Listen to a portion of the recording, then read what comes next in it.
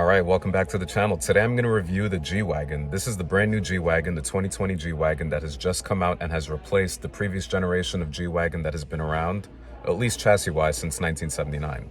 This G-Wagen is a little bit more advanced in all of its features, so stay tuned. Sitting in the backseat of a G-Wagen is always impressive, but the fact that I have legroom in this car is somewhat miraculous because in the old G-Wagen, I could never sit in the backseat comfortably.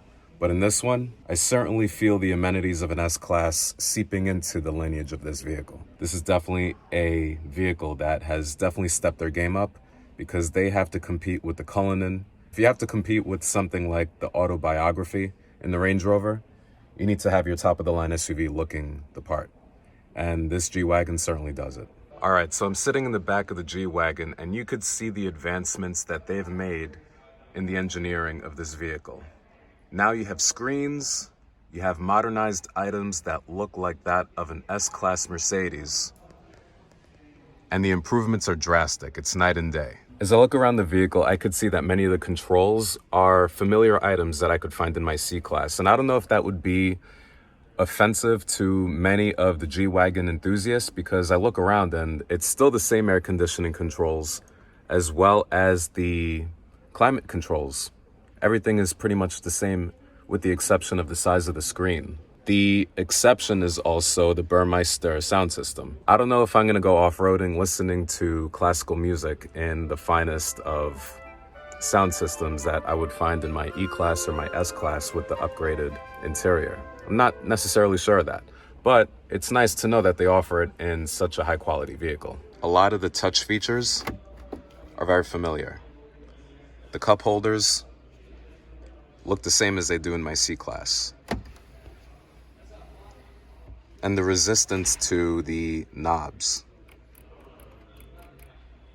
is exuding quality. The same quality you'd find in all Mercedes products across the entire line. And of course, center locking differentials, a staple to the G-Wagen. One feature you won't find in this G-Wagen is MB Tex, maybe on the back side of the seats, but at least on the front side, you have the fine Nappa leather that is extremely soft.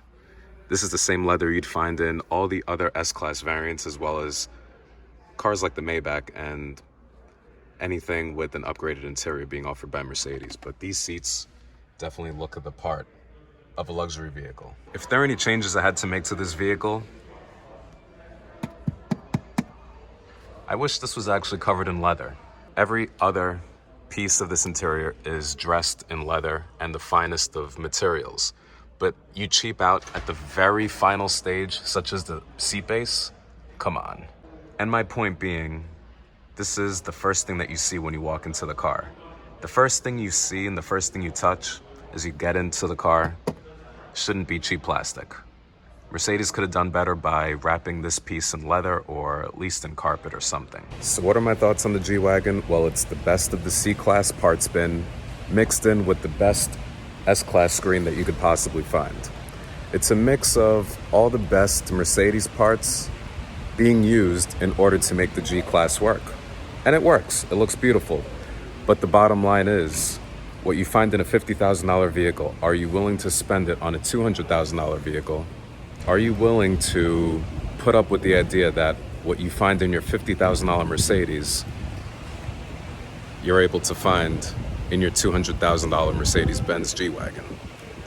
Are you willing to live with the idea that the parts that are in your C-Class are also in your G-Wagen?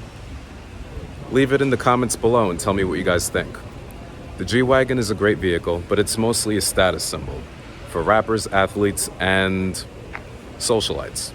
I will say this is a vast improvement from the G-Wagen of previous generations, but I'm also not sure if I would ever take this vehicle off-roading. I would love to see this vehicle in about 10 years, 20 years when the depreciation hits to see if people are actually going to take this vehicle off-roading the same way that they do their Land Rover Range Rovers and their Defenders. So only time can tell to see what the off-roading heritage of this vehicle will be.